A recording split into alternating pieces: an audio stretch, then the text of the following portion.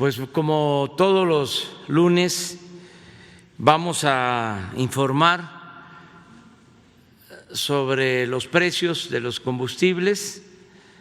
Esto es muy importante porque de esta manera, con la competencia, se controlan, se regulan los precios para que no se cobre de más, que no haya abusos en el precio de las gasolinas. Nosotros hemos sostenido el compromiso de no aumentar los precios en términos reales desde que llegamos al gobierno. No ha habido gasolinazos ni habrá gasolinazos, pero no queremos que los márgenes de ganancia sean excesivos de quienes se dedican a la distribución de los combustibles, que no haya abusos y que además se den litros de a litro, que no se le robe al consumidor. Entonces, por eso es importante mantener esta información, que lo ha hecho muy bien Ricardo Sheffield, Procurador Federal del Consumidor. Ellos hacen constantemente investigaciones de precios y por eso se puede informar a los ciudadanos, no solo en este caso, sino en todo. La Procuraduría lleva a cabo un seguimiento sobre los precios y tiene un sistema de información al público, pero esta conferencia de los lunes permite que más gente se informe. Por eso le vamos a dar la palabra a Ricardo para que nos informe sobre quién es quién en los precios de los combustibles y luego el avance de las obras que se están construyendo para el desarrollo del país. Vamos, Ricardo. Buenos días, señor presidente. Buenos días a todas y a todos ustedes. Los precios de las gasolinas, la regular, la encontramos con el precio más alto y el margen más alto en ExxonMobil, en Monterrey, Nuevo León, 19 pesos con 92 centavos por litro, con un margen de 3 pesos 53 centavos. Y lo comparamos con el margen de 28 centavos por litro que tiene US Fuel, el más económico y con el menor margen en Chihuahua, 17 pesos con 31 centavos por litro. Para la gasolina regular, la Premium, Shell en Álvaro Obregón, aquí en la Ciudad de México, 21 pesos 89 centavos por litro, un margen de 4 pesos 89 centavos, bastante mandados con el margen. Max Gas, Ramos Arizpe, Coahuila, en comparación con un precio al público a 16 pesos 99 centavos por litro y un margen de 24 centavos por litro. En el diésel Oxogas en Monterrey, Nuevo León, 20 pesos 55 centavos por litro con un margen de 4 pesos con 13 centavos y 27 centavos de margen en Citlaltepec de Trinidad en Tlaxcala con un precio al público de 17 pesos con 20 centavos de franquicia Pemex. Si vemos los promedios por marca, las tres marcas más caras en esta semana, Chevron, Redco y Arco, mientras que las tres más económicas, Total, Orsan y G500. Tenemos también con corte al 18 de septiembre que el precio promedio de la mezcla mexicana de petróleo, $39. Ese mismo día, el promedio para el diésel, 19 pesos 45 centavos, para la premium, 19 pesos 22 centavos y para la regular, 18 pesos con 73 centavos. Continuamos como cada semana con las verificaciones, las hacemos solo a las gasolineras que son denunciadas a través de la app de litro por litro, que se sigue descargando de manera gratuita en Android y en iOS, ambos sistemas, y lo hicimos a través de 207 visitas o verificaciones. 2 gasolineras no se dejaron verificar, quiere decir claramente que algo están escondiendo. Una en Silao, Guanajuato, Grupo Seca Gasolineras, en Avenida Prolongación 5 de Mayo 105, para que los de Silao se cuiden de esta gasolinera que no nos dejó verificar. Ya para cuando entremos, pues ya sus chanchullos ya los han de haber tratado de componer o de arreglar. Y lo mismo debió de haber pasado en servicio de Pozolcol, en Cuernavaca, Morelos, Avenida Plan de Ayala 813, para que tomemos muy en cuenta los consumidores este dato. Nosotros encontramos 27 bombas con irregularidades en esta semana. 12 de esas bombas fue en Tihuatlán, Veracruz, donde encontramos en todas las bombas alteradores en el pulsador. Ahí podemos ver una fotografía de estos alteradores que ya se ha dado vista y denuncia en la Fiscalía General de la República. Si vemos a través de la app, sin tomar en cuenta el margen de cada gasolinera, solamente el precio final al consumidor, tenemos que las más baratas es franquicia Pemex en Veracruz para la regular, 15 pesos 85 centavos por litro, y en Soriana también de Veracruz, 16 pesos con 5 centavos. Ahora Soriana le anda ganando a Coscogas, entonces que se ponga buena la competencia para que den precios bajos. Eso es lo que ocupamos, que muchas gasolineras se esfuercen por dar un mejor precio al consumidor. Las más caras en el otro lado del espectro, en Santa Ana, Sonora, una gasolinera de Chevron, 20 pesos 69 centavos por litro, y franquicia Pemex en Jamay, Jalisco, 20 pesos 66 centavos. Para la gasolina premium, franquicia Pemex, 15 pesos 90 centavos en Veracruz, y en Soriana 16 pesos con 15 centavos también en Veracruz. Las más caras, 22 pesos 10 centavos en franquicia Pemex, Guasave, Sinaloa, 22 pesos 10 centavos, 21.99 en Shell de Aguascalientes. Esa Shell de Aguascalientes también ha estado apareciendo frecuentemente con precios altos. Allá todos los de Aguascalientes pueden buscar otras opciones a través de la app de litro por litro, que las hay y muchas. Y vemos en el diésel 15.90 franquicia Pemex Veracruz y 16 pesos con 9 centavos franquicia Pemex en Medellín de Bravo, Veracruz. Las más caras, 21.97 para diésel franquicia Pemex en Guasave, Sinaloa, y 21.70 franquicia Pemex en General Eleodoro Castillo en el estado de Guerrero. Y seguimos monitoreando también los servicios sanitarios, quién tiene los mejores, más limpios y que no los cobran. También esto lo pueden verificar a través de la app de litro por litro. Y en el gas LP, el más caro para tanque estacionario Coragas, 12 pesos con 9 centavos por litro en Canatlán, Durango, con un margen de 2 pesos 92 centavos en comparación con Arteaga, Coahuila, donde está a 8.10 por litro en Convixa y un margen de 1 peso 27 centavos. Y en el cilindro de gas, en Coragas, Canatlán, Durango, 22 pesos 39 centavos por kilo, con 4 pesos 80 centavos de margen, un margen alto, y lo comparamos con gas del trópico en Suchitán de Zaragoza, Oaxaca, 16 pesos con 98 centavos por kilo, un margen de 3 pesos 76 centavos, más de 1 peso de diferencia de margen. Y tenemos estabilidad en los precios, aunque en estas últimas 2 semanas hemos visto una tendencia a la baja en los precios promedio del gas LP en todo el país. Continuamos también con las verificaciones a las gaseras, verificamos 90 en esta semana, 2 resultaron con infracción, pero lamentablemente 3 no se dejaron verificar. Obviamente están ocultando el que no dan completo los kilos o los litros de gas LP, una que es gas El Ribereño en Abasolo, Coahuila, otro más es Edwin Estrada López en Tecamac, Estado de México, y gas Oleña en Acapulco, Guerrero.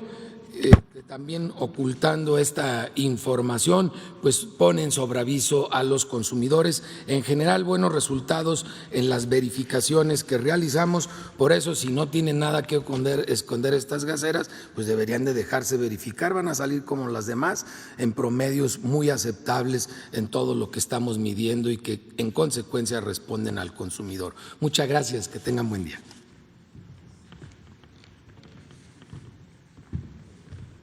Vamos a los videos. La Secretaría de la Defensa Nacional informa los avances en la construcción del Aeropuerto Internacional Felipe Ángeles al 21 de septiembre de 2020. En la Torre de Control y Servicios de Extinción de Incendios se avanza en el montaje de estructura metálica. Asimismo, en los edificios del interior se continúa trabajando en los acabados de muros, instalación eléctrica, colocación de tubería e instalación de ductos de aire acondicionado. En el estacionamiento y terminal intermodal de transporte terrestre se efectúa el izaje y montaje de columnas, traves y losas prefabricadas en el cuerpo 1 bis del tren suburbano. En el cuerpo 3 del sótano se trabaja en el armado de plantillas, coronas y zampeado de muros en cepas de cimentación. En la terminal de combustibles y red de distribución se lleva a cabo el montaje de placas en cubierta del tanque vertical atmosférico 1, conformación de terraplén en vialidades, aplicación de pintura en muros del edificio de control y torre de vigilancia. En las redes hidráulicas y sanitarias generales se trabaja en los alojamientos, vialidades y casetas de sopladores de las plantas de tratamiento de aguas residuales 2, 3 y 4, así como en la planta de almacenamiento de agua potable primaria. En la pista y plataforma militar se ejecutan trabajos de construcción de losa de concreto magro y concreto de alta resistencia, tendido de tubería eléctrica y colocación de tubos de concreto preesforzado. En los organismos de la Fuerza Aérea Mexicana se realizan las instalaciones eléctrica, hidráulica, sanitaria, drenaje pluvial, red de voz y datos y sistema contra incendios. A la fecha, se han generado 41.480 empleos civiles. Faltan 546 días de construcción. Gobierno de México.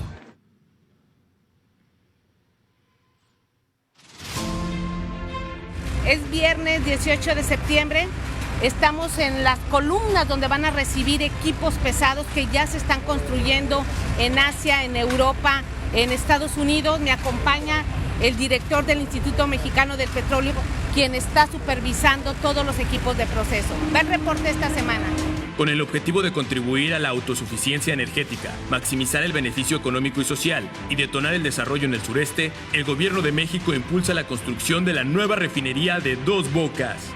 El avance de esta semana respecto a los paquetes que tiene asignada la empresa ICA Fluor comprende la conclusión de la fase de pilotaje de las plantas de proceso isomerizadora de pentanos y hexanos, isomerizadora de butanos, alquilación, recuperadora de azufre, destilación combinada y coquización retardada, todas estas correspondientes a los paquetes 1, 3 y 4.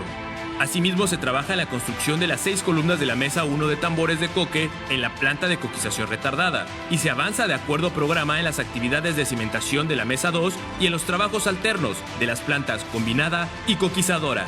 En esta primera etapa, la empresa Samsung, quien tiene a cargo el paquete 2 y 3, continúa con el trabajo de pilotaje con un avance del 48% y 54% respectivamente, para un total de 5.221 pilas ejecutadas que soportarán plantas de proceso y racks de tuberías.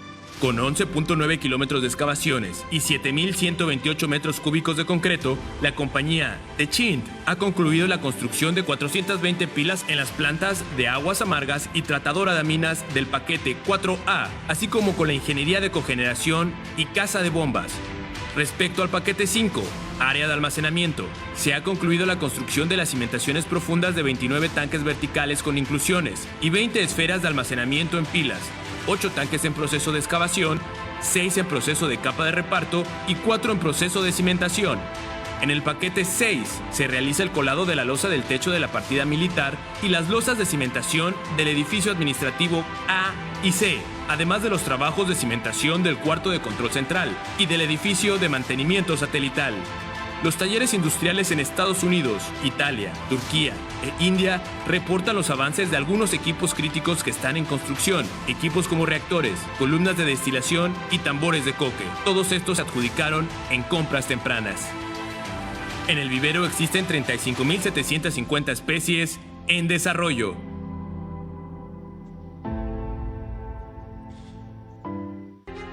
Tren Maya, reporte de avances. Semana 5 de 157. Esta semana se realizaron actividades de avance de obra en las siguientes áreas: obra pesada y terracería,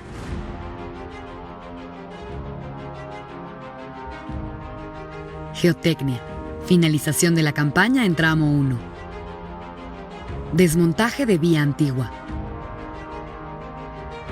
derecho de vía, delimitación con cercado del derecho de vía, producción acumulada de durmientes, 31.880, topología y cartografía, trabajos en tramo 4, acompañamiento de lina y salvamento arqueológico.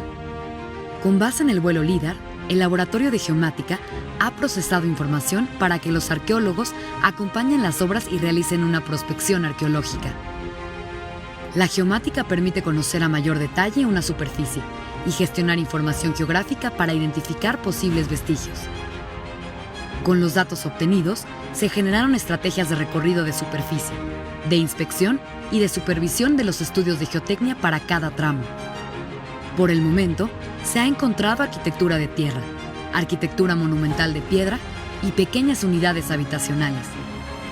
Con estas acciones, se fortalece el objetivo institucional de garantizar la permanencia del patrimonio cultural en el trazo. El Tren Maya y el INA salvaguardan el patrimonio cultural del sureste. El Tren Maya avanza. Gobierno de México.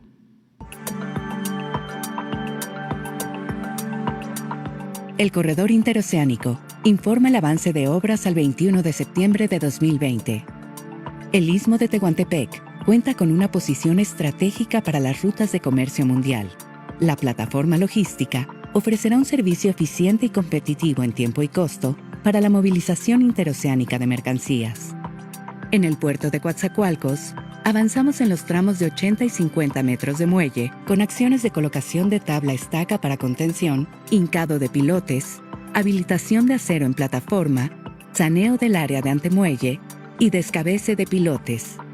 Con ello, se incrementará la capacidad operativa para embarcaciones que transportan insumos como azúcar y graneles.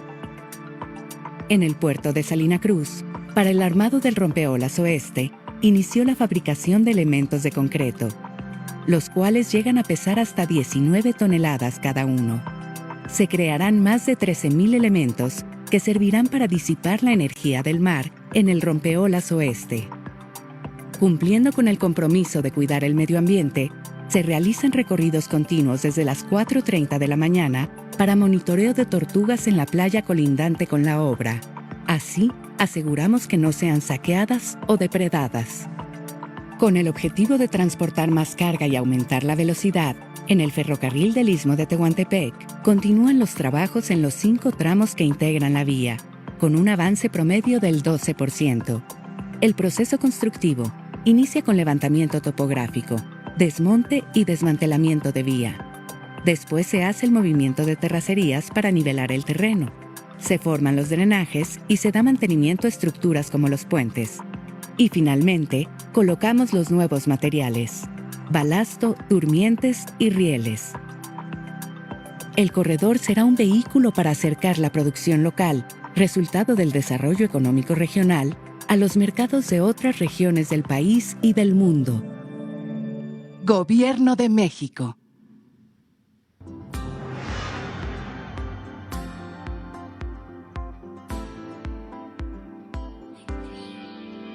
Para iniciar los trabajos a lo largo de los 57.8 kilómetros de la obra, previamente especialistas en materia ambiental realizan acciones de ahuyentamiento, rescate y reubicación de fauna. Tramo 1, 36 kilómetros, avance a la fecha 97.9%. Autosimbra 1. Se realizan trabajos de postensado y de cimbrado en el elemento colado la semana anterior, tramo 30-31 del viaducto 2, de 55 metros de claro, así como el colado de la losa central del claro 28-29. Terracerías 2. Se concluyó con la perforación, armado y colado de 2 pilas para cimentación de la losa de apoyo, de un total de 94 pilas, solamente falta una. Terracerías 3. Se colocan muros prefabricados en este tramo de línea en superficie para el confinamiento del viaducto. Viaducto 4. Se avanza en el desmontaje de la Autosimbra 4, con la que se colocaron 15 claros de 64 metros. Se continúa con la colocación de acero de refuerzo en el claro 6-7 de este viaducto. Tramo 3 a cargo de la Ciudad de México, 17 kilómetros. Avance a la fecha, 52%. Se realizan trabajos previos al montaje de elementos prefabricados. Se cuenta con la totalidad de los elementos prefabricados para este frente. A continuación, se muestra el proceso de montaje de obra con elementos prefabricados. Inicia con la construcción de la cimentación en el sitio, el montaje de la columna, luego el capitel y por último, la colocación de traves. Secretaría de Comunicaciones y Transportes. Gobierno de México. Bueno, vamos.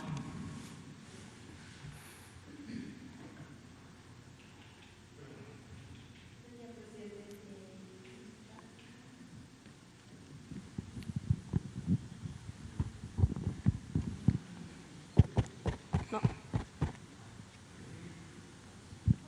Bueno, pues ya. Buen día, presidente. Dalia Escobar, corresponsal de Tiempo.tv. Bueno, ayer, el fin de semana fueron días de manifestaciones aquí en la Ciudad de México. Ayer, desde el sábado, Frena llega al Monumento a la Revolución, intenta avanzar hacia el Zócalo capitalino y se queda en el Palacio de Bellas Artes. Ellos dicen que no se van a ir hasta que usted renuncie, pero, en primera preguntarle… ¿cuál es la razón por la cual no pudo avanzar hasta el Zócalo capitalino? Si se les va a permitir llegar hasta aquí, para empezar con ese tema. Bueno, pues que tienen garantizado su derecho de manifestación, lo expresé ayer, están acampados, yo creo que pueden ahí manifestarse donde están. Y van a ser respetados, cuidados, para que ejerzan su derecho a la libre manifestación. Si ellos piensan quedarse hasta que yo me vaya, pues es cosa nada más de informar sobre los tiempos, porque no creo que se trate de un movimiento violento, que me quieran derrocar, sino entiendo es un movimiento pacífico, civil, no va a ser un golpe de Estado. Entonces, hay un procedimiento establecido que nosotros creamos, que no existía antes, que es el de la revocación del mandato.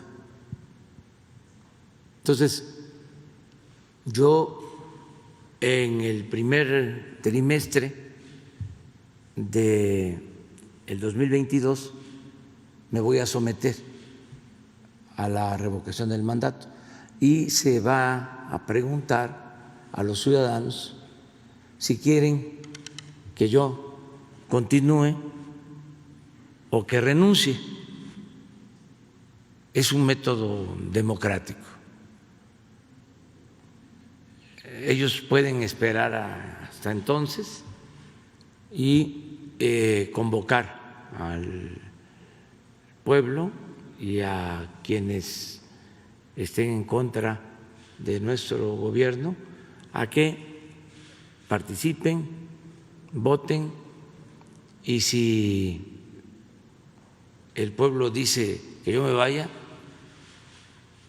pues entonces sí a Palenque, Chiapas, ¿no?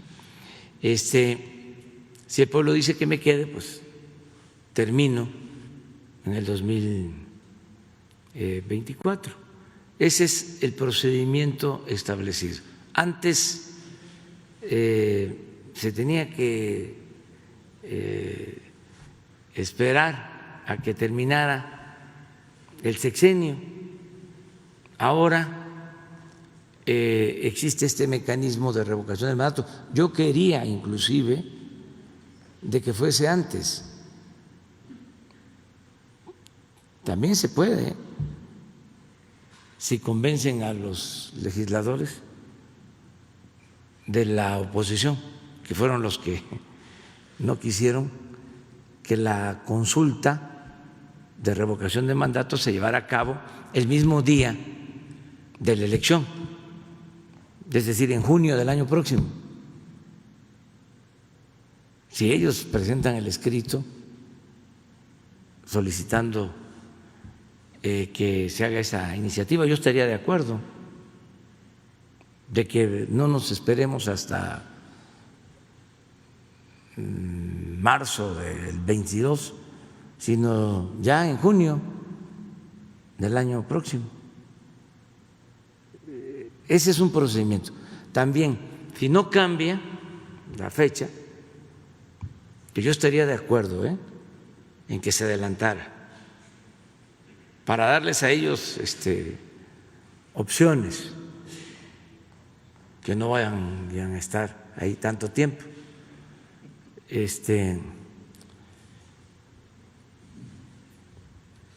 Si no es así, pues entonces vienen las elecciones también de junio y ellos pueden convocar al pueblo a que no voten por el partido o los partidos que simpatizan con la idea de transformar al país, los que nos apoyan, que voten por los partidos opositores a nosotros, los que no quieren que haya transformación, los que quieren que continúe el antiguo régimen de corrupción y de injusticias y de privilegios. Entonces tienen esa posibilidad. ¿Cuánto falta de aquí a junio? Pues menos tiempo, que serán 9 meses, ¿no? Aproximados.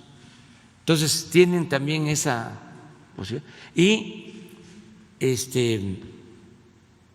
pues que se articulen, que terminen de formar ya el bloque conservador, reaccionario. Es cosa de que se junten.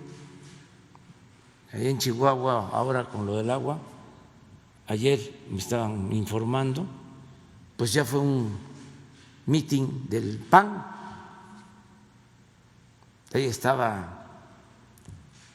senador Madero, que tiene aspiraciones a ser candidato de ese partido a la gobernatura. Nada más que ojalá y se cuide para que no se lleven a cabo actos anticipados de campaña. Pero bueno, ya es muy claro de que ese movimiento, supuestamente en defensa del agua, es una bandera partidista con miras a las elecciones de Chihuahua, porque se va a renovar el gobierno de Chihuahua, va a haber elecciones de gobernador en Chihuahua en junio del año próximo. Entonces, ahí está ese grupo, estos también, porque tienen relación con este otro grupo que se llama Frena, y pues tienen también a los intelectuales orgánicos que también están en contra de nosotros, y los expresidentes Salinas, Calderón, otros. Entonces pueden agruparse y buscar detener la transformación por la vía pacífica, legal, democrática, en las elecciones de junio del año próximo. Nosotros vamos a seguir garantizando las libertades. ¿En esta ocasión les permitirían llegar hasta el Zócalo, esta manifestación? Ahora ese tema lo maneja el gobierno de la ciudad. La información que me dieron es que había riesgos de provocación, y la verdad que sí queremos cuidarlos. Ayer mismo que uno de los dirigentes, según los medios de información, se puso mal, sí di instrucciones para que se le atendiera, que no faltara servicio médico, y están en su derecho de manifestarse. En ese mismo tema, preguntarle, ¿qué dice usted respecto de que ahora se manifiestan como años antes tanto criticaron las casas de campaña nuevas, diciendo que iba a haber, que había 1,000 o 500 casas para quien quisiera quedarse a acampar ahí, para pues que se hiciera más grande el movimiento? Pues es su derecho de ellos, hay que garantizarlo. Nada más que tiene que ser auténtico. No es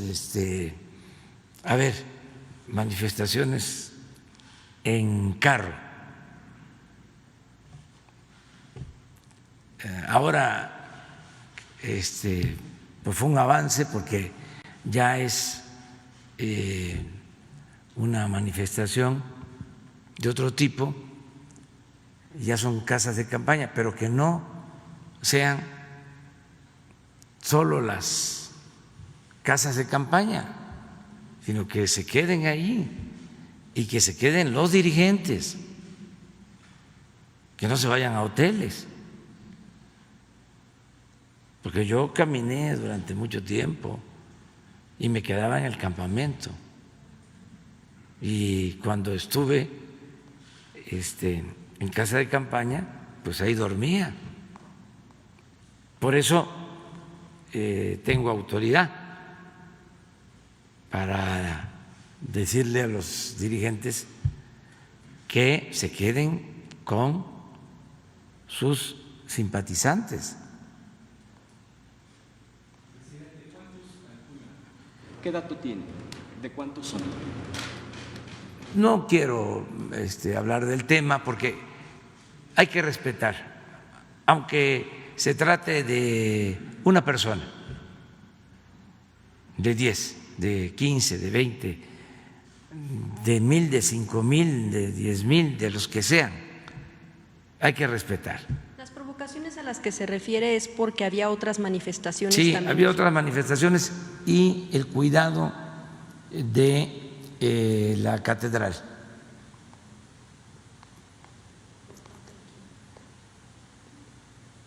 Por parte de la autoridad, porque está abierta y no queremos que haya ningún acto de provocación. se refiere a ellos, sino a las otras manifestaciones, o como para dejar claro quién podría haberle hecho daño a la catedral. Es cuidar nada más, que no haya enfrentamientos, que no haya confrontación, que sea pacífico todo.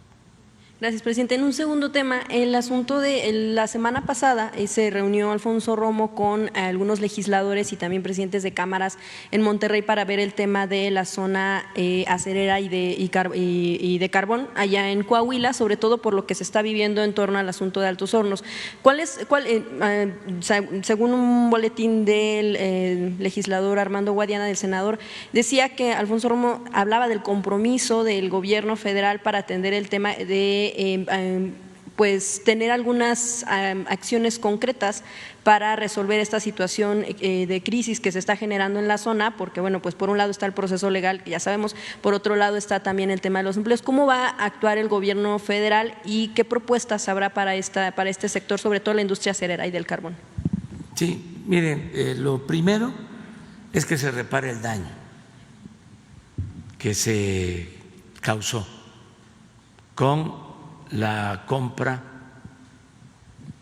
de parte del gobierno, la venta de parte de esta empresa del señor Ancira de una planta de fertilizantes que en el marco del llamado Pacto por México se compró a un sobreprecio que se calcula de más de $200 millones. Era una planta parada, inactiva, se podría decir chatarra, porque llevaba como 16 años sin actividad. Entonces, se hizo un avalúo a modo y se pagaron $200 millones del presupuesto público de Pemex por esa planta. Esto está en la misma denuncia que hace el señor Lozoya, pero desde antes ya nosotros habíamos hecho esta denuncia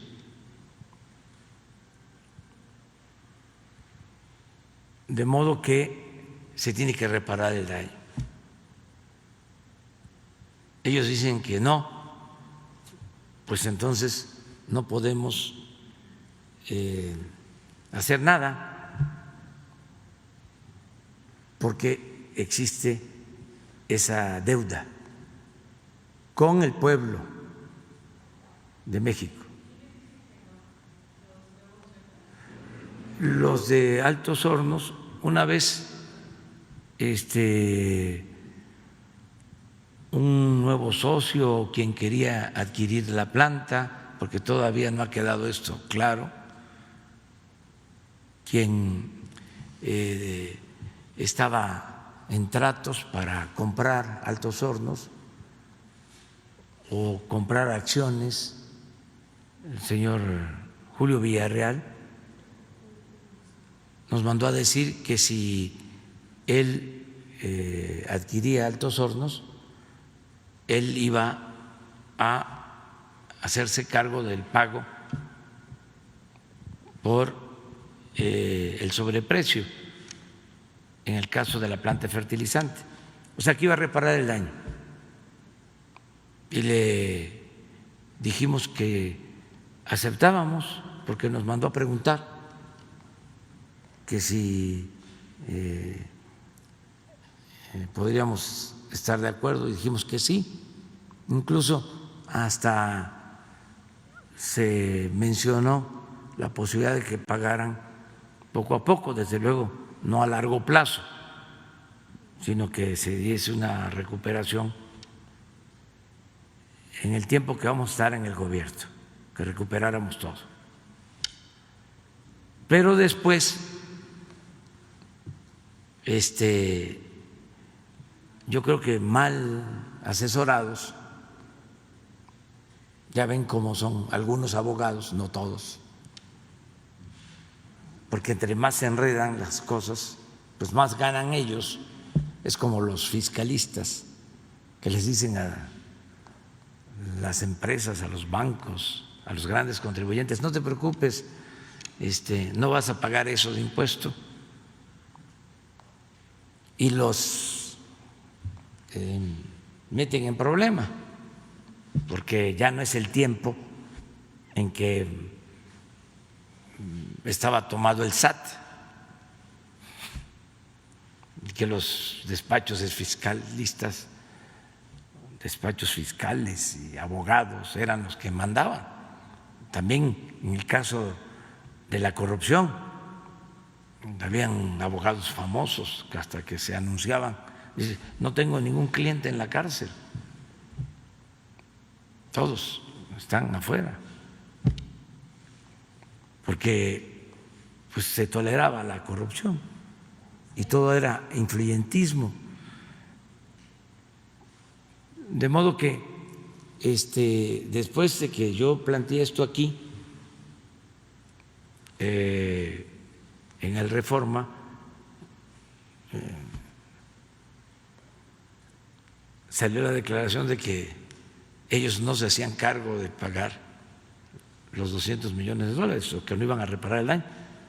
Pues yo dije: no hay ningún problema,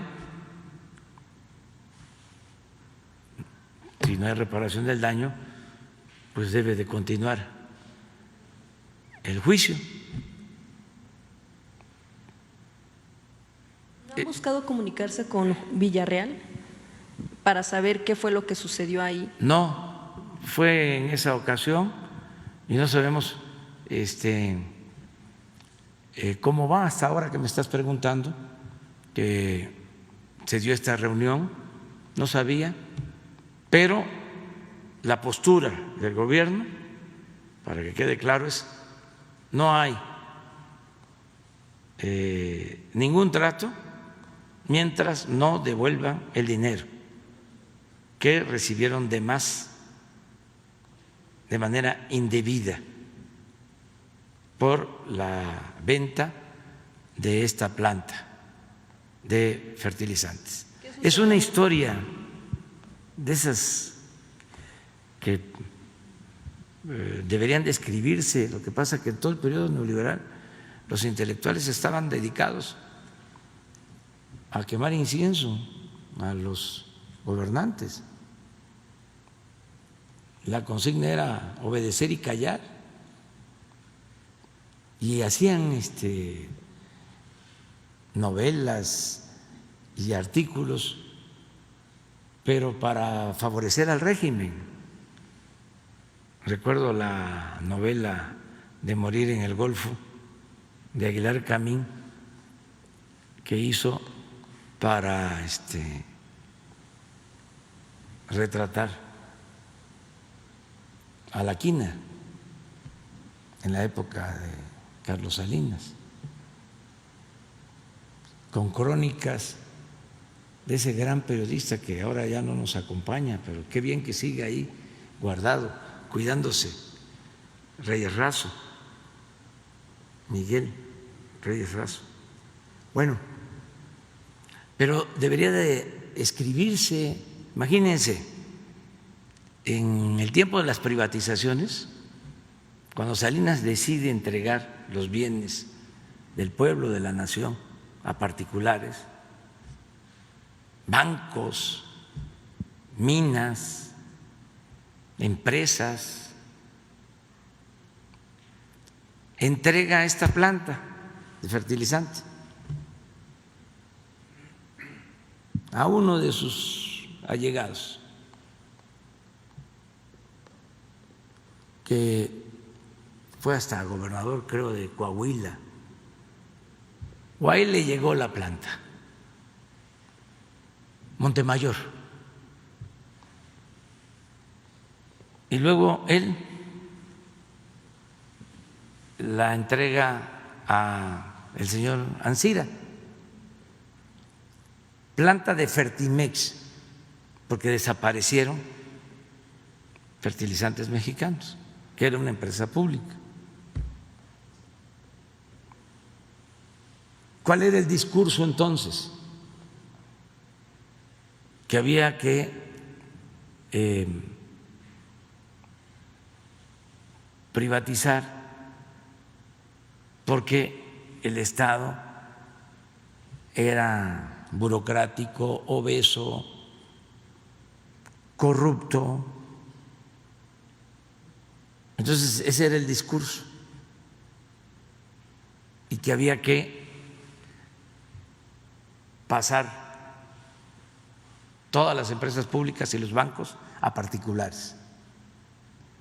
Ahí se dieron los grandes cambios. Pasa el tiempo, el señor Ancira consideró que no era negocio tener la planta, la cierra. Pasan 16 años después de que estaba cerrada y deciden comprarla. O sea, primero privatizadores y de nuevo estatistas. ¿Por qué esos cambios, esos bandazos? Por la corrupción. Entonces viene lo del Pacto por México y dicen vamos a producir fertilizante para apoyar a los campesinos. Y hacen esta operación, pero no solo compran la planta, que estaba inservible, sino que destinan $500 millones adicionales para repararla. Estamos hablando de un quebranto de cerca de $1,000 millones en esa operación. O sea, lo que costaba realmente la planta, más el sobreprecio, más lo que destinaron para repararla. Si hablamos de $1,000 millones, son 22, 23,000 millones de pesos del presupuesto público, dinero del pueblo, en una sola operación. Ahora, ahí estamos echando a andar la planta, porque ¿qué hacemos? ¿La vendemos? ¿Cuánto nos dan? Pues muy poco. ¿La dejamos abandonada? Sería una irresponsabilidad. Entonces optamos por echarla a andar y ahí se está ya produciendo. Tenemos problemas porque no tenemos gas. Que se requiere para la elaboración del fertilizante. Pero bueno, ahí vamos, enfrentando todo esto. Y hablaba también en algún otro momento, bueno, ya alguna vez se había platicado del tema de otros favoritos que hay con las concesiones de playas. Hay en muchos lugares destinos turísticos donde ya se está privatizando, donde hay favoritos. Si hay una auditoría en este sentido, ¿a quiénes se les concesionaron estas playas al sureste mexicano? Pero tiene que ver con los expresidentes. Miren, les voy a hablar de otro negocio, la verdad, otra tranza, para que la gente sepa. Estamos hablando del turismo. En la época del gobierno de Calderón estaba un abogado famoso en Fonatur que llegó a ser secretario de Gobernación, Gómez Mon, sí, que debe de tener mucho dinero, ¿no? porque esos abogados, bueno, hay otros también que no voy a mencionar, pero que eran muy influyentes, muy influyentes, de los abogados más ricos del mundo, por la práctica del influyentismo.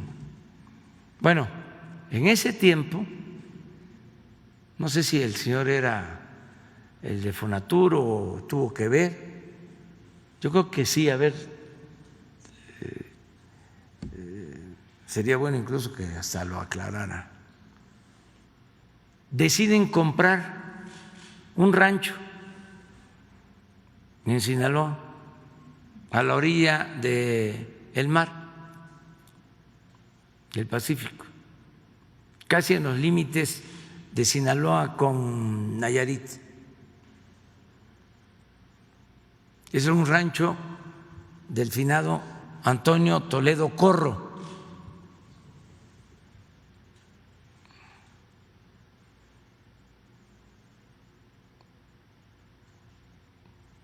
Que a la vez fue gobernador de Sinaloa,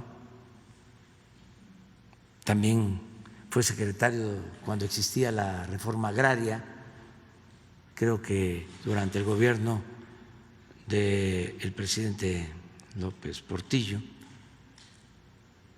Todo esto es historia para los jóvenes. El caso es que le compran el rancho al finado Toledo Corro, todavía estaba en ese entonces vivo, en el gobierno de Calderón, porque iban a llevar a cabo un desarrollo turístico. Entonces pagaron como $100 millones por el terreno.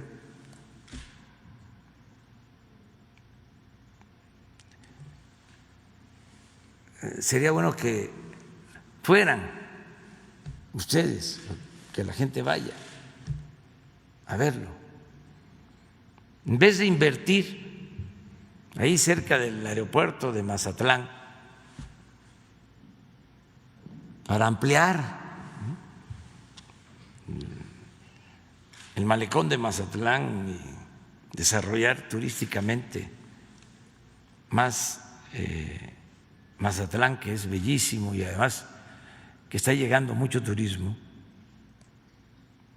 Este terreno está allá, refundido, donde pues no hay aeropuerto. No sé cómo compran un terreno así. El caso es que heredamos ese terreno y no hay quien quiera comprarlo. Y si se vende, pues ya no nos van a pagar lo que costó, los alrededor de $100 millones. Entonces, ¿cómo hicieron ese acuerdo, esa operación?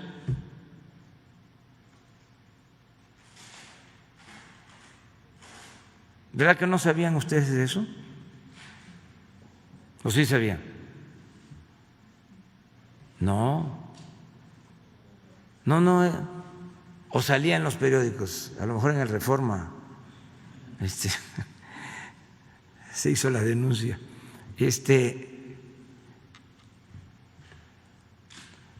Todo esto era el distintivo de los gobiernos neoliberales.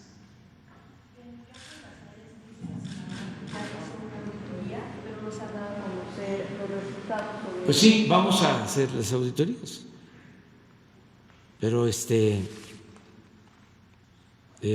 ha habido muchísimos abusos en todos los terrenos de playa. Antes de ese terreno, les informo de otro, pero es trabajo de investigación periodística.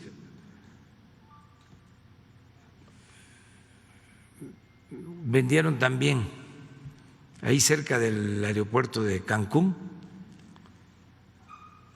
no sé, 100, 200 hectáreas. Me acuerdo, eso fue en el gobierno de Vicente Fox, a 70 pesos el metro cuadrado. Ni lo que cuesta la alfombra esta. 70 pesos de Fonatur, precisamente.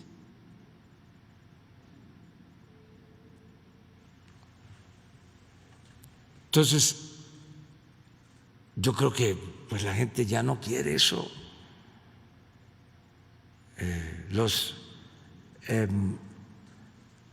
intelectuales orgánicos pues quieren que yo no hable de estos asuntos. Usaron un término que estoy degradando, algo así, la tribuna presidencial. No quieren que yo hable así. Imagínense si nos querían quitar cuando luchábamos por la transformación, hasta el derecho a la esperanza, y no pudieron, mucho menos ahora me van a quitar el derecho a la palabra, a decir lo que siento. Además, ellos antes, recuerdo, decían que era importante el debate. ¿Por qué cambiaron de parecer? Es importantísimo debatir, y que se genera rispidez y que hay odio. Nada de eso. Yo no odio. Yo practico el amor al prójimo.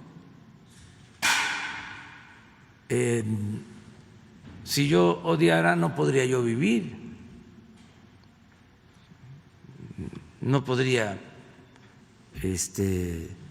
encabezar un movimiento de transformación, no podría gobernar. Es importante el debate, es decir, ¿por qué es esta transformación? ¿Qué es lo que había antes? Antes era el control, el monopolio de la discusión pública. Ahora es muy evidente de que estos intelectuales se manifiestan y aparece su manifiesto en todos los medios, en todos, y dicen que no hay libertad. En todos, una gran difusión, como la manifestación de Frena. Solo se equipara con el amarillismo acerca del manejo de la pandemia, pero muchísima información. Ayer salió una carta donde les contestan a los intelectuales orgánicos, al grupo que encabeza Enrique Krause y Aguilar Camín, que eran pues los jefes de la intelectualidad durante todo el periodo neoliberal, los dos, porque ellos además de sus empresas editoriales, tenían mucha influencia en el gobierno y acomodaban a sus cercanos en universidades, en centros de investigación. O sea, eran padrinos en el mundo intelectual.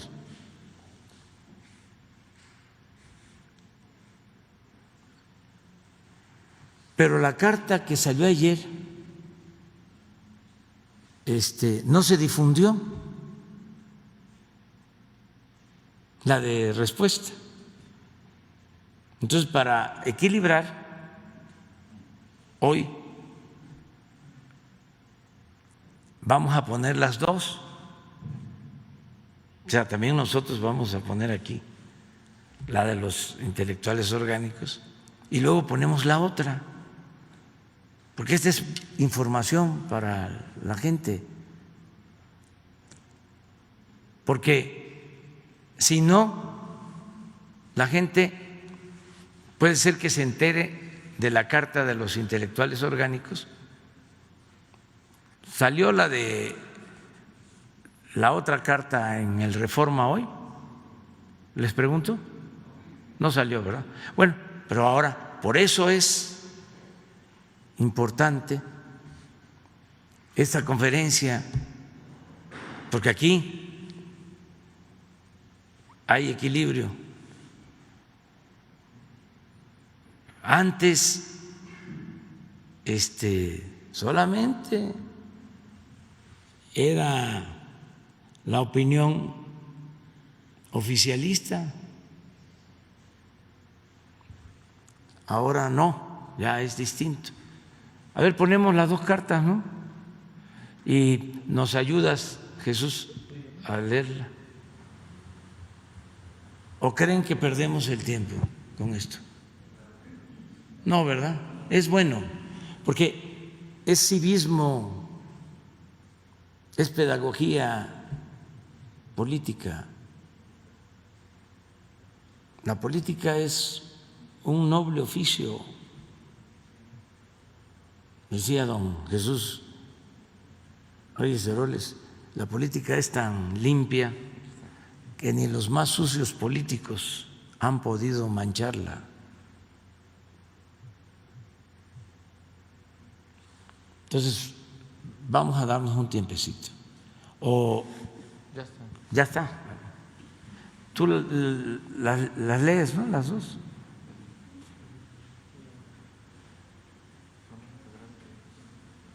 Esta es la primera carta que salió, el desplegado que salió publicado en varios medios.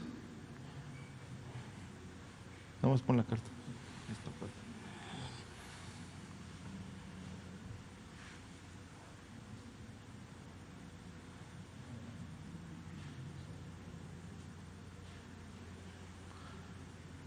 Se titula En defensa de la libertad de expresión. Está firmada por 650 personalidades, intelectuales, académicos, gente del Grupo Nexos y de Letras Libres, y dice así: la libertad de expresión está bajo asedio en México. Con ello está amenazada la democracia. El presidente López Obrador utiliza un discurso permanente de estigmatización y difamación contra los que él llama sus adversarios. Al hacerlo, agravia a la sociedad, degrada el lenguaje público y rebaja la tribuna presidencial de la que debería emanar un discurso tolerante. El presidente profiere juicios y propala falsedades que siembran odio y división en la sociedad mexicana. Sus palabras son órdenes. Tras ellas han llegado la censura, las sanciones administrativas y los amagos judiciales a los medios y publicaciones independientes que han criticado a su gobierno. Y la advertencia de que la opción para los críticos es callarse o dejar el país. El presidente ha despreciado la lucha de las mujeres y el feminismo, ha despreciado también el dolor de las víctimas por la violencia, ha ignorado los reclamos ambientalistas, ha lesionado presupuestalmente a los organismos autónomos, ha tratado de humillar al Poder Judicial, ha golpeado las instituciones culturales, científicas y académicas y ahora pretende socavar la libertad de expresión. Recordemos, por último, que no se estigmatiza a personas físicas o morales desde el poder presidencial sin ponerlas en riesgo. No se alimenta el rencor desde esa tribuna sin que el odio llegue al río alguna vez. Esto tiene que parar.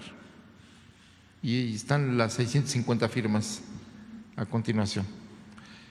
Y la otra carta que se difundió ayer, que está firmada por 28,000 personas, hasta donde se tiene información, dice así, es en respuesta al desplegado que se leyó, y dice: el 17 de septiembre, un grupo de 650 exfuncionarios, empresarios, comentaristas, artistas, científicos e investigadores divulgaron un documento titulado En defensa de la libertad de expresión, en el que sostienen que ésta se encuentra bajo asedio en nuestro país y que con ello está amenazada la democracia.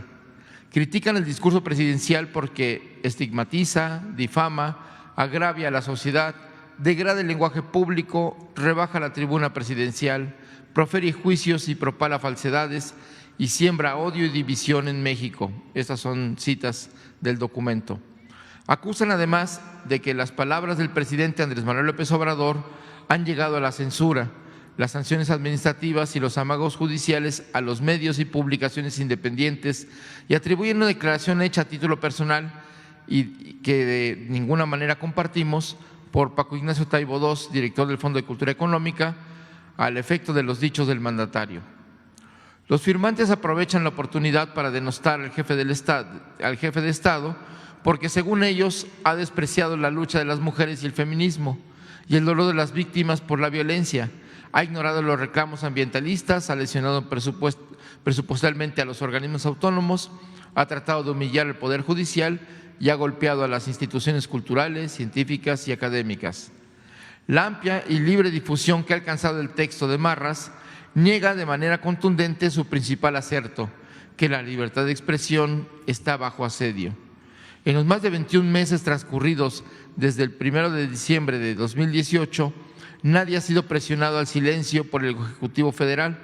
Ningún informador u opinador ha sido hostigado, despedido, detenido, procesado, torturado, desaparecido o asesinado por consigna de la presidencia, y el debate público está más vivo y vibrante que nunca en la historia moderna del país. Lo que es claro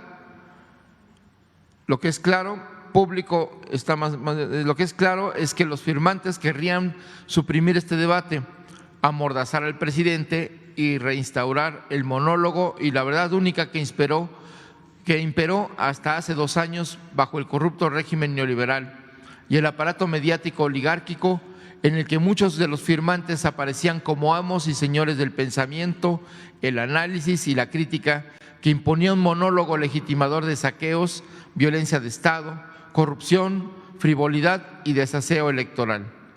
Estamos, pues, ante un exhorto que supuestamente llama a defender la libertad de expresión y que es, en realidad, un llamado a amordazar al mandatario más legítimo que ha tenido México desde hace muchas décadas. Los autores del desplegado no pueden demostrar un solo acto de censura porque no lo ha habido. Su único argumento es una sanción administrativa impuesta a una empresa editora de Nexos, no por lo que se publica en ella, sino porque falsificó un documento del Infonavit. No hay tampoco amagos judiciales a medios y publicaciones independientes, sino la revisión general de los vínculos corruptos e inmorales entre el poder público y las empresas privadas, que fueron distintivo del régimen anterior, independientemente de que las segundas fueran productores de bienes de consumo, servicios o publicaciones.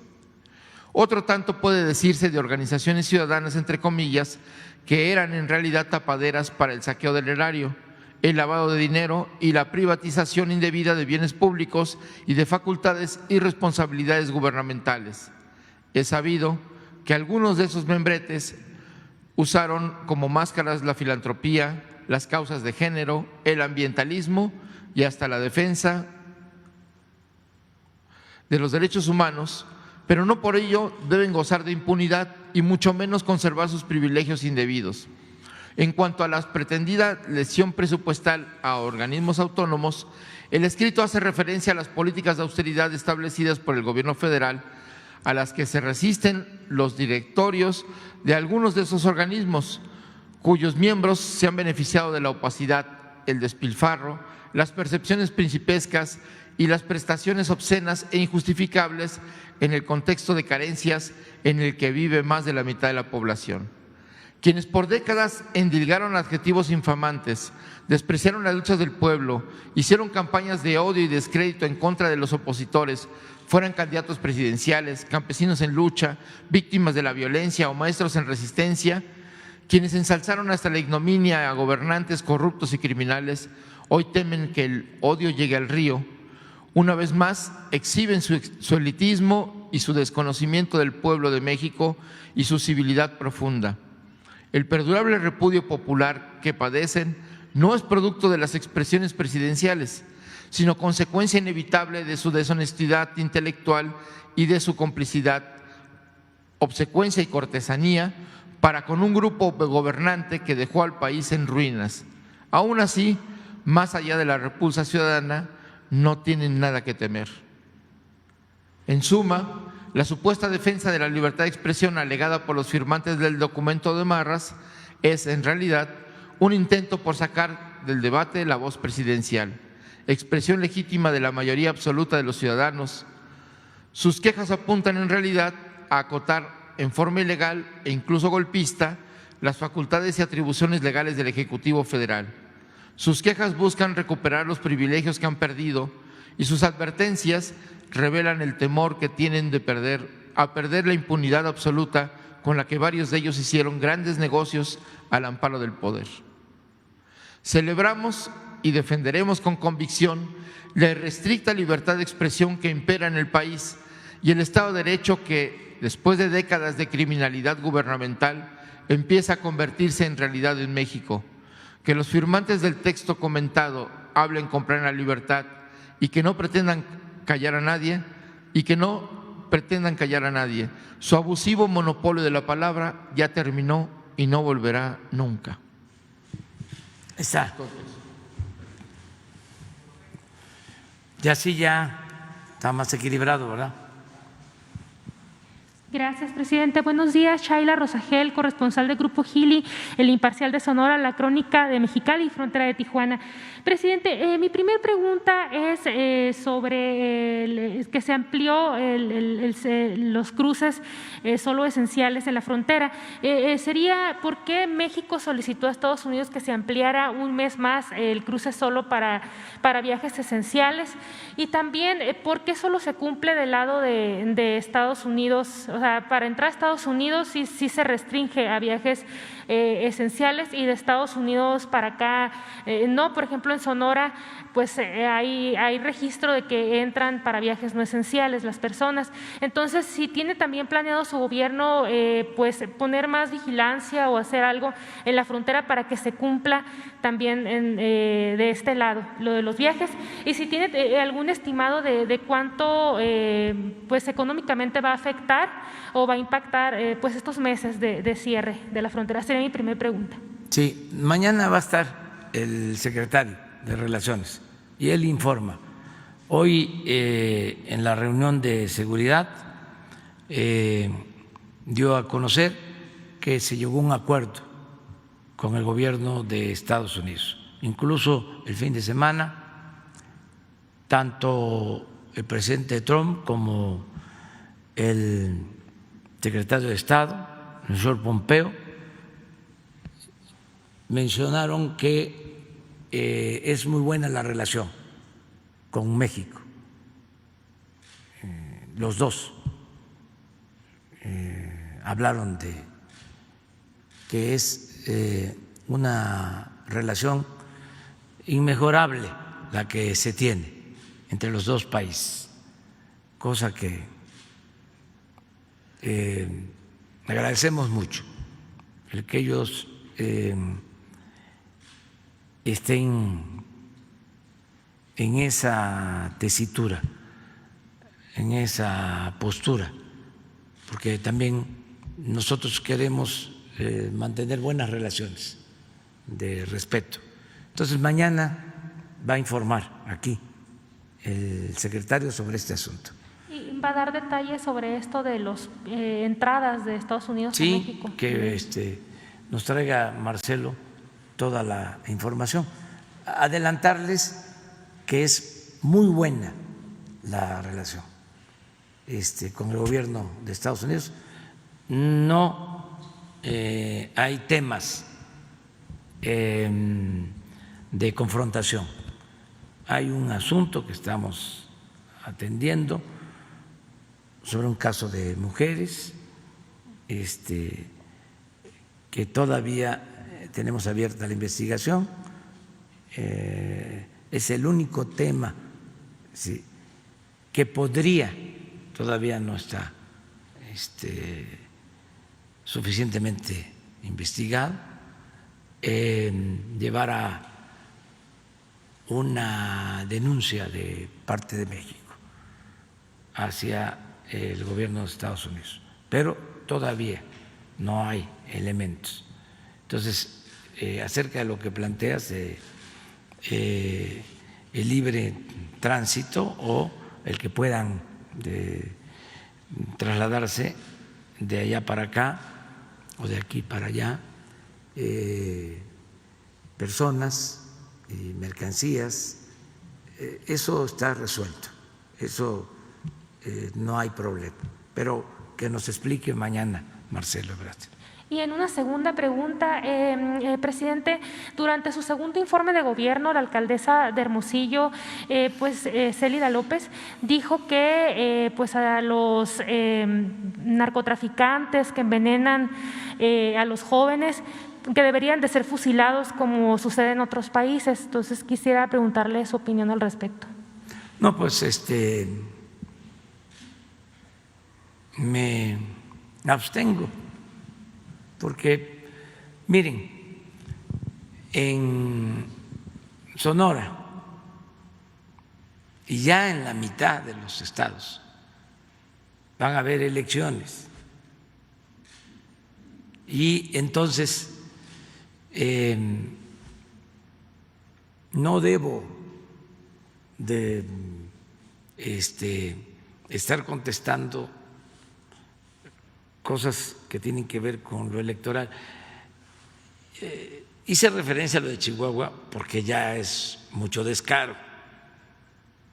O sea, y además se está perjudicando al país.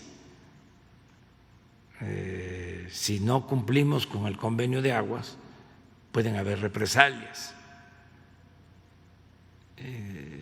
Entonces, es un exceso, es un acto irresponsable utilizar una inconformidad en el manejo del agua, incluso por legítima que sea, cuando está de por medio un interés nacional. No se debe de utilizar eso con propósitos politiqueros, partidistas,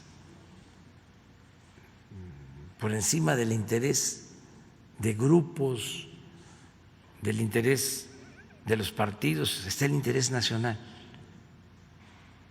Entonces, no meternos tanto. También al otro día yo ni sabía, aquí, la semana pasada, y me hicieron una pregunta que no entendí bien acerca de un instituto del Seguro Social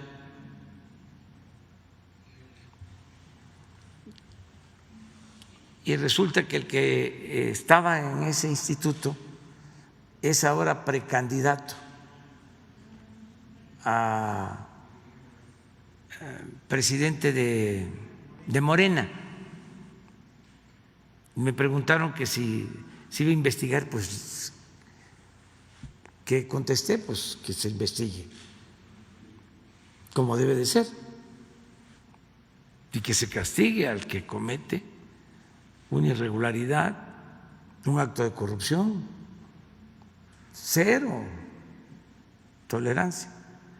Pero después ya me entero de que se trataba de un cuestionamiento a uno de los precandidatos. No sé cómo se llama. Sí lo sé, pero digo, no lo voy a decir. Entonces, tengo yo que cuidarme porque si no, pues caigo, ¿no?, en la trampa. Y ustedes tienen todo el derecho de preguntar, además con absoluta libertad, de todo.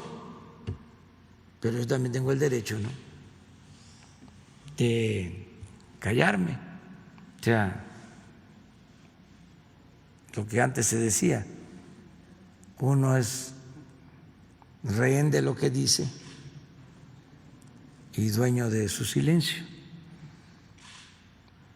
Pero no es tu caso, ¿eh? O sea, es decir, tengo que andar con cuidado. Lo que sí estoy planteando para que tu pregunta, que la haces de muy buena fe,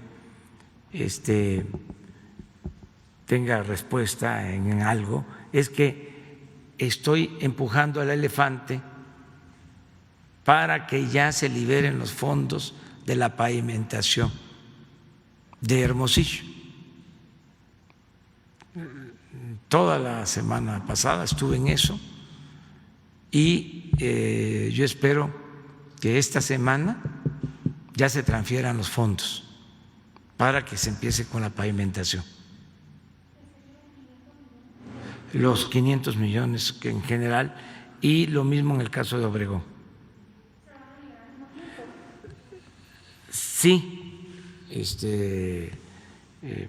porque ya lleva mucho tiempo, o sea, y no quiero que se vuelva costumbre el dicho de que en Palacio las cosas caminan despacio.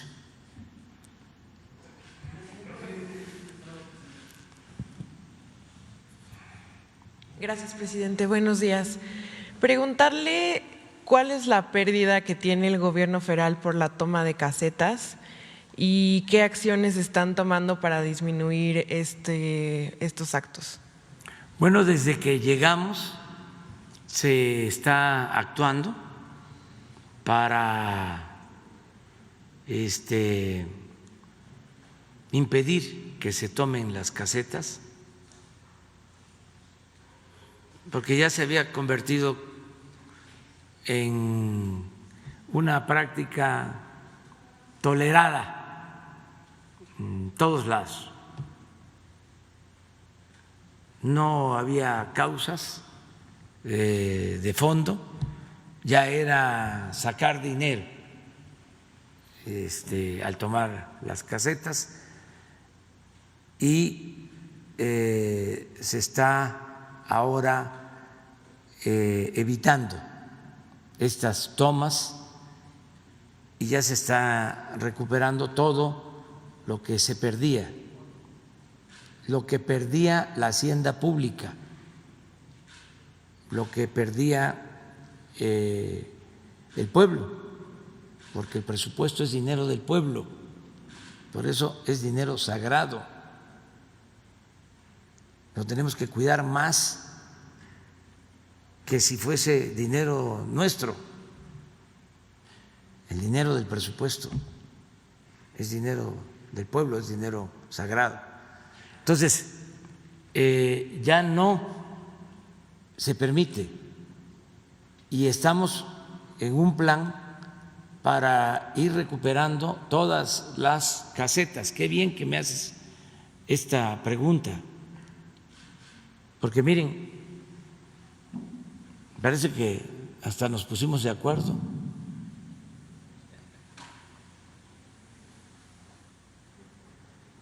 Pero eso es lo que llevamos recuperado. Es bastante. Son 7,000 millones que se perdían. Es como el huachicol.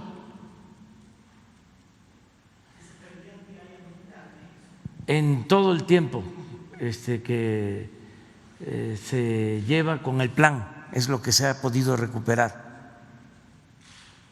Desde el 28 de junio de 2000, no, sí, son diferentes. Vamos a que nos informen más a detalle.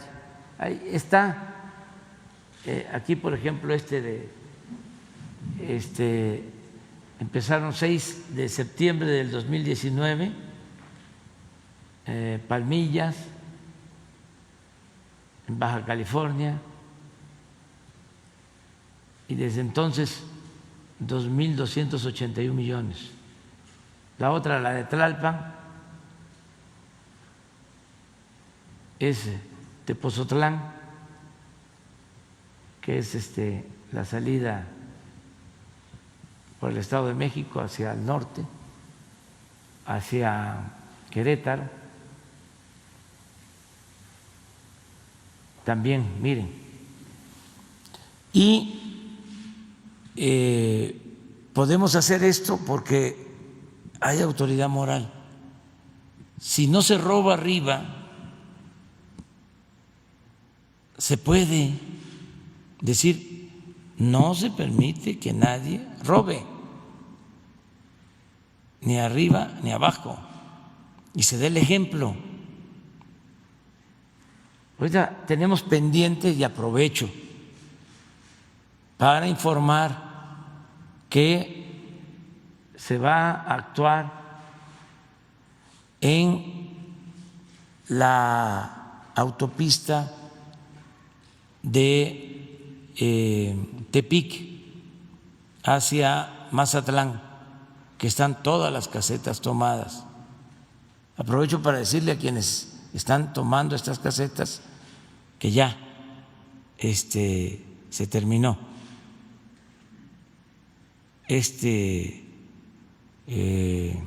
asunto completamente irregular,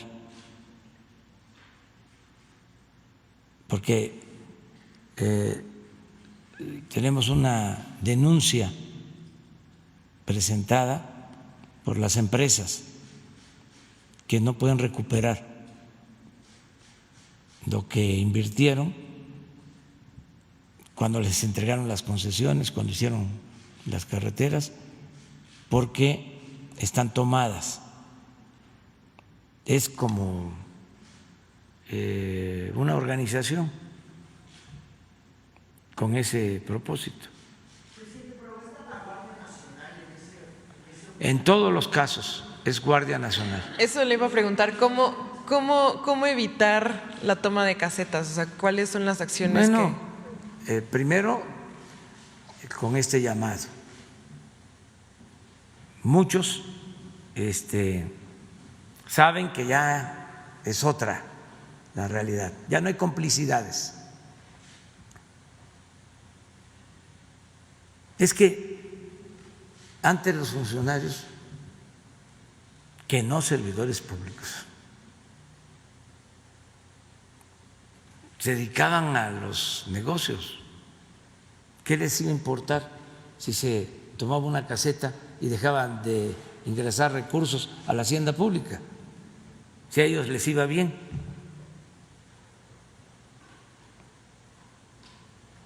No cuidaban el patrimonio del pueblo.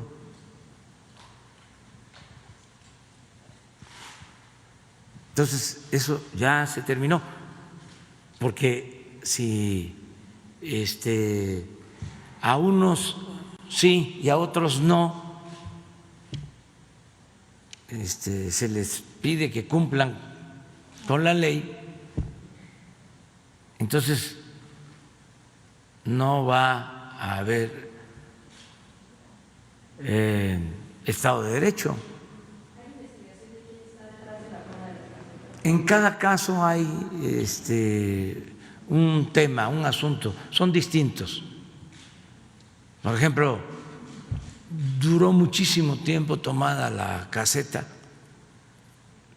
en uno de los tramos de la carretera de Mazatlán a Durango, porque había un reclamo de unos ejidatarios que no les habían pagado cuando hicieron la autopista. Se hizo una revisión, en efecto, se les debía, se les pagó y intervine y liberaron la caseta. Bueno, esto fue hace algún tiempo, yo espero que de que se pagó y se cumplió con el acuerdo. Entonces, no podemos tolerar estas cosas porque es parejo, si ya no hay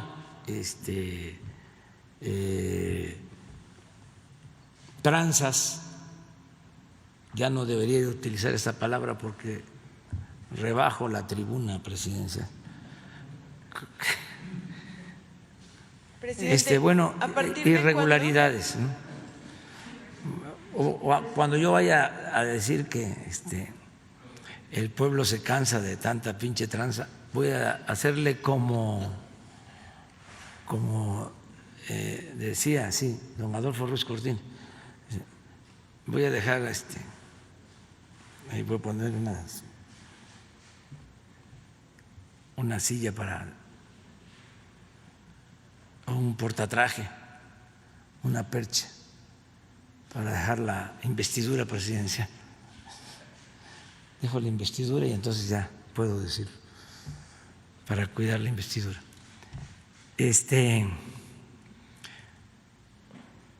Pero ya no se puede permitir a nadie que se abuse. Ya no hay condonación de impuestos. No quiero, además, porque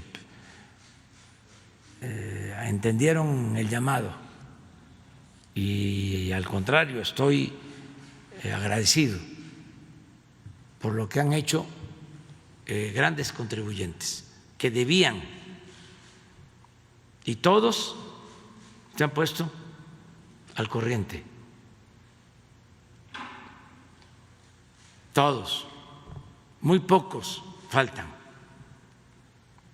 pero nos ha ayudado muchísimo el que paguen,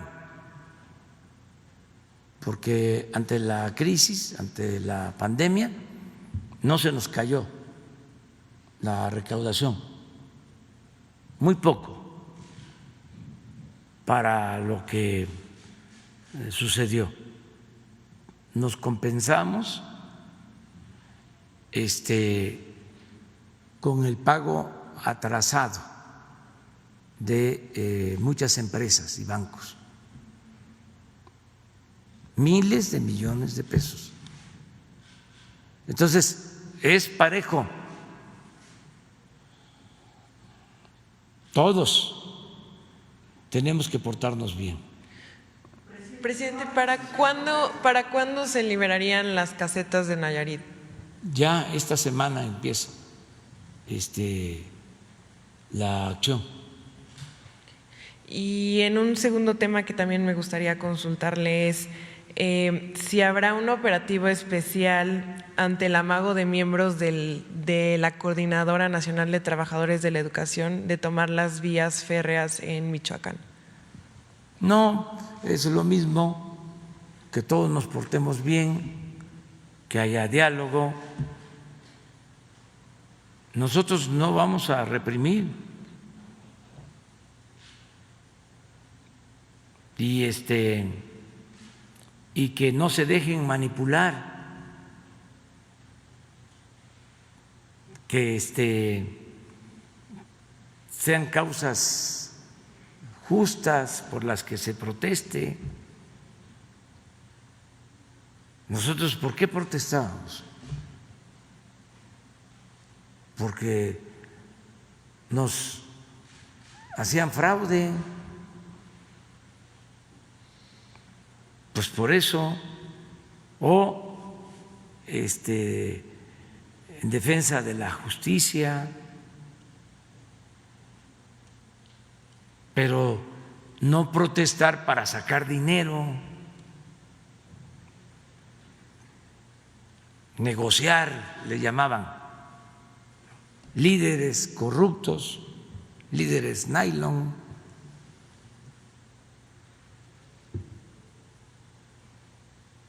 Ya no puedo hablar tan fuerte, pero ya no puedo decir vividores, pero ya se me fue. Gracias, presidente. A ver. No, ya Sonora hasta mañana.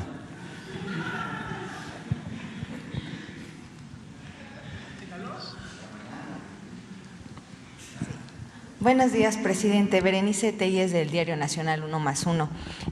Quisiera saber su opinión sobre pues esta propuesta que hace Santiago Nieto, el titular de la UIF, para crear una unidad especial de verdad para el tema de los expresidentes.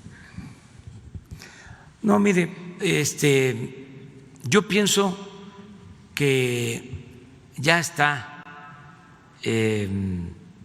bien planteado el asunto y ya está encauzado lo de los expresidentes. La Corte tiene que resolver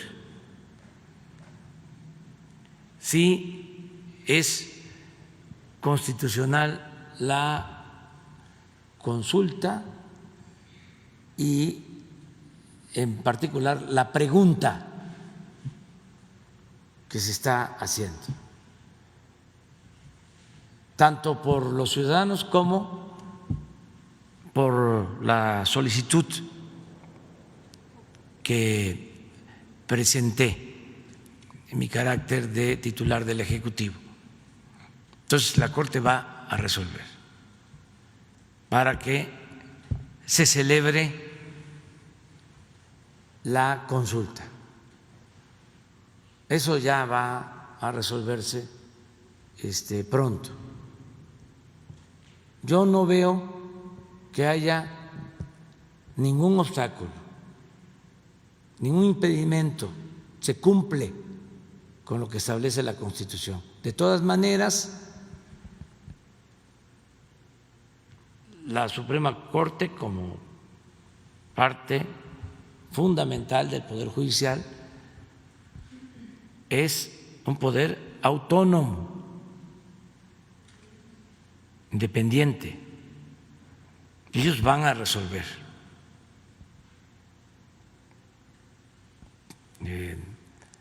Ya falta poco, porque son 20 días, y ya sabremos.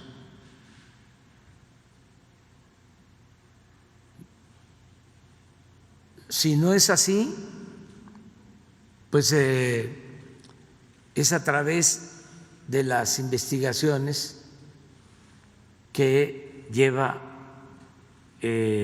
a cabo la Fiscalía. Sin embargo, lo mejor es la consulta, que no significaría que se crearan nuevas denuncias, sino que las que lleva la Fiscalía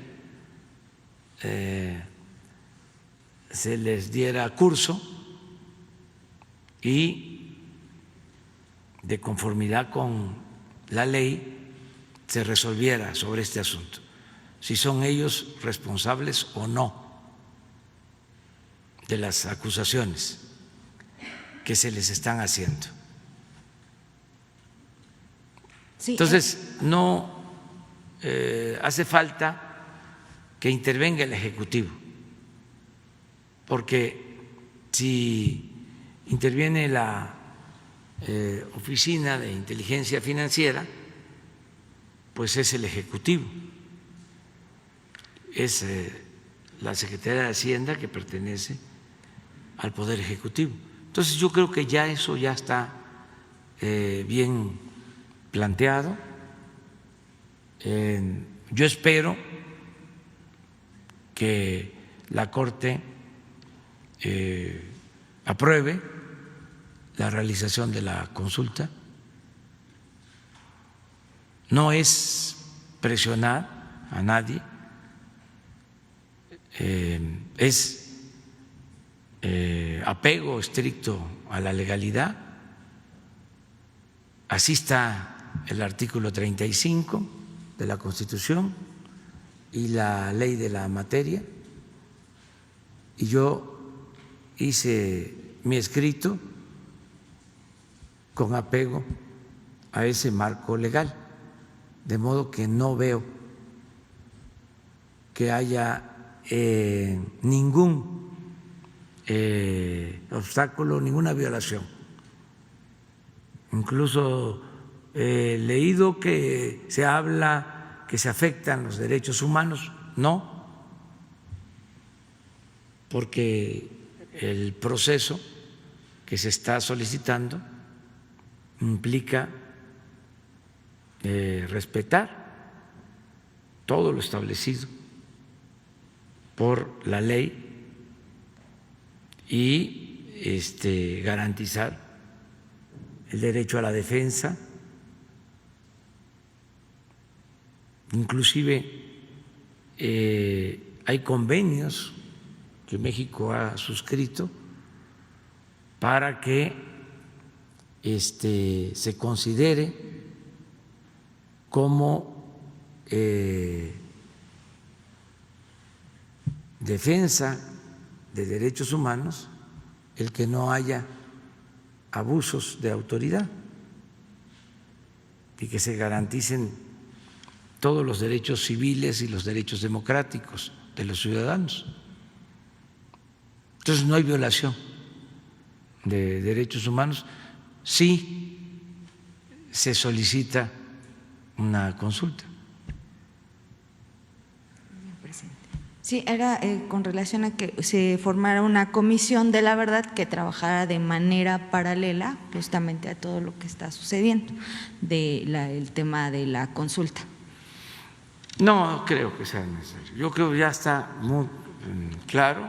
Va a ser la Corte, repito, la que va a resolver sobre la constitucionalidad, sobre la pregunta, y adelante el proceso. Luego decide el pueblo, decide la gente.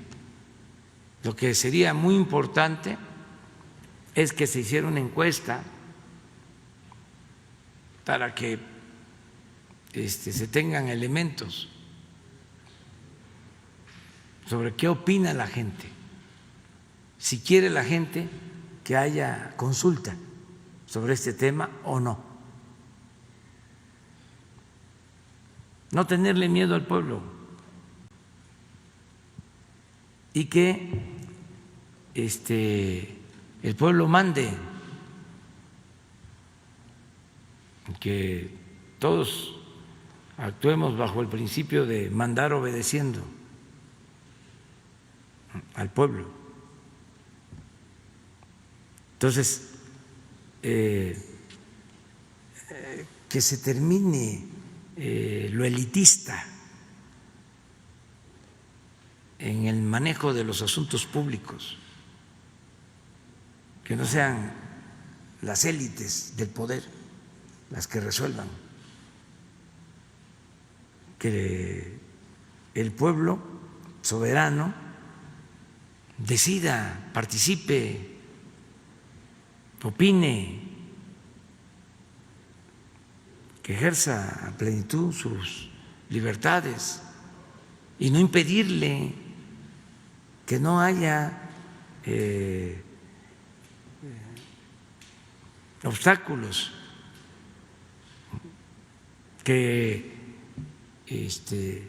no por los procedimientos legales se le impida al pueblo participar. La democracia es la participación de la gente en todos los asuntos importantes, trascendentes, La consulta, de acuerdo a la Constitución, es sobre asuntos trascendentes. Y este es un asunto fundamental. Por eso sería muy bueno tener las encuestas, que se hicieran encuestas preguntándole a la gente para que al momento de decidir los ministros tengan esos elementos y que no se piense, porque eso es también lo que le pasa a los intelectuales orgánicos, que se quedaron en el llamado círculo rojo, o sea, se quedaron en la nube, en las alturas, ya no saben mirar para abajo. Entonces piensan que México, la sociedad, es la minoría, la élite que hacía la política antes. Ya no existe ese círculo rojo que supuestamente era el que decidía sobre la vida pública, era el que formaba la opinión pública, la opinión general. Ya no existe eso. Ahora todos los mexicanos participan. Es muy arrogante el pensar de que alguien es poseedor de la verdad absoluta y que son los que saben.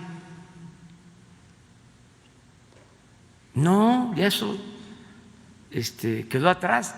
Por eso cometen errores.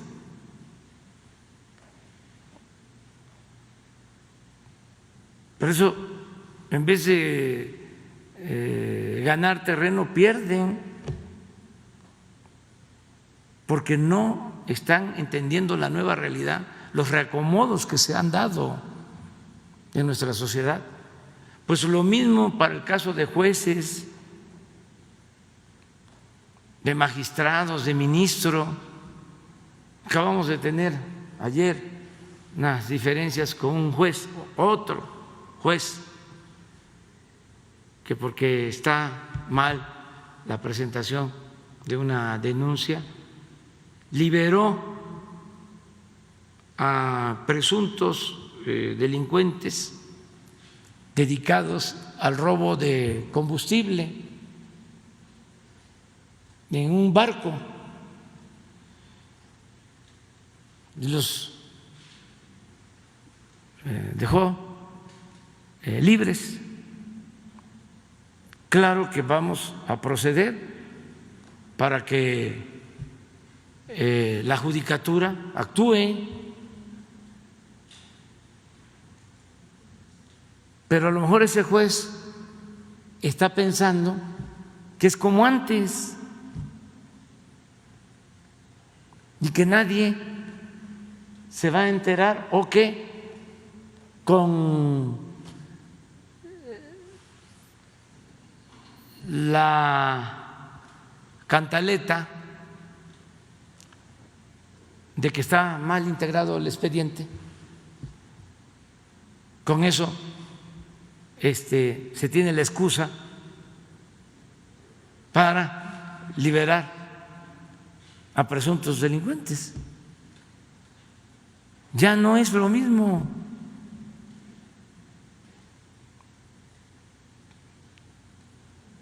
Yo creo que también por eso no quieren que haya mañaneras, porque si no, ¿cómo informamos? Vuelve a lo mismo, ¿no? Nos cercan, nos encapsulan y nada más a golpearnos y a mantener el régimen corrupto. Lo mejor es que haya transparencia, lo mejor es que la gente tenga información para que siga cambiando la mentalidad del pueblo. Estamos en un momento estelar, muy contrario de lo que piensan estos intelectuales orgánicos. Es un momento extraordinario en la vida pública, donde todo el mundo opina. Antes imperaba el silencio y todo ese silencio costaba muchísimo dinero, muchísimo dinero. Imagínense cuánto nos estamos ahorrando. ¿Y a dónde va ese dinero? Pues son las becas para los estudiantes que ayer me abordaron en Zacatepec, Morelos, del Tecnológico, que me dijeron, nos están llegando las becas, pero nos faltan. Y puro estudiante de familia humilde. Ya que Aguilar Camín se dedique pues a dar clase en el Colegio de México con ese sueldo y con lo que recibe de una columna periodística, pues con eso puede vivir ya, y que lo demás pues se sienta satisfecho de que es para becas, para estudiantes pobres. Y lo mismo Krause, y lo mismo todos ellos, y los grandototes, porque son los dueños de las grandes corporaciones. Luego los gerentes, luego los representantes de estas grandes organizaciones. Luego los voceros, es una cadena.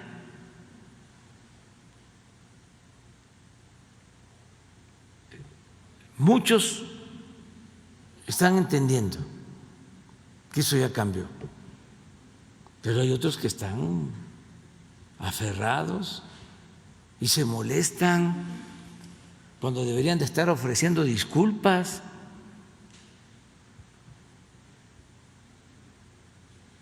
Imagínense cuánto obtuvieron durante el periodo neoliberal.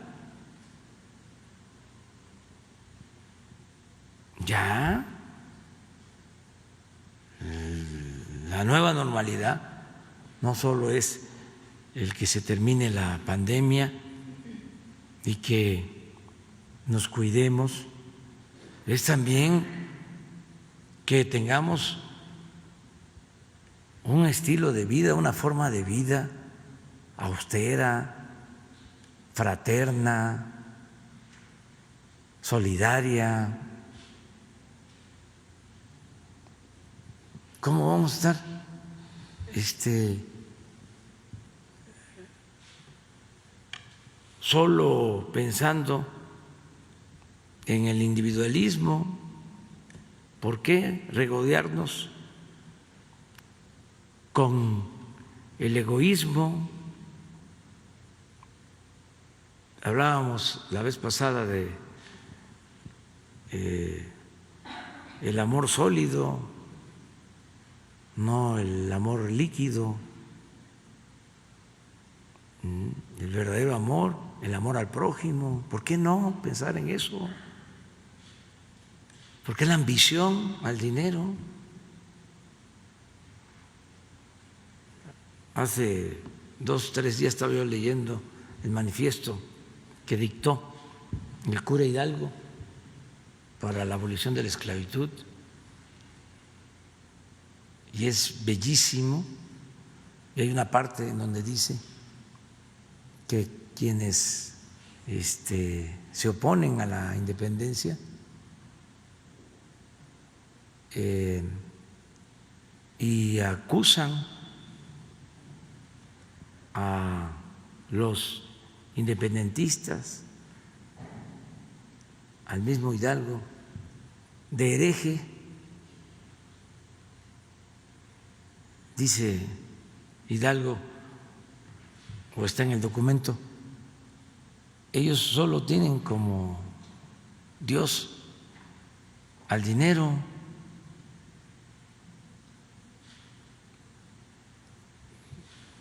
Entonces, esto viene de tiempo atrás, no es un asunto nuevo.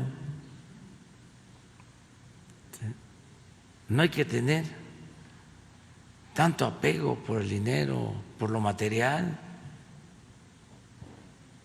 Lo más importante es la dignidad. Entonces, es cuestión de que ya la Suprema Corte resuelva sobre ese asunto. La vez pasada tardamos muchísimo, me reclamaron, me regañan mucho la gente, me reclaman y me dicen, entonces ya vamos a terminar ahora. Es lunes, estamos empezando la semana. Deseo que nos vaya muy bien a todas y a todos. Mañana nos vemos. Mañana es el informe de salud y sí, mañana. Sí. Sara, para mañana. 3, 4, ya.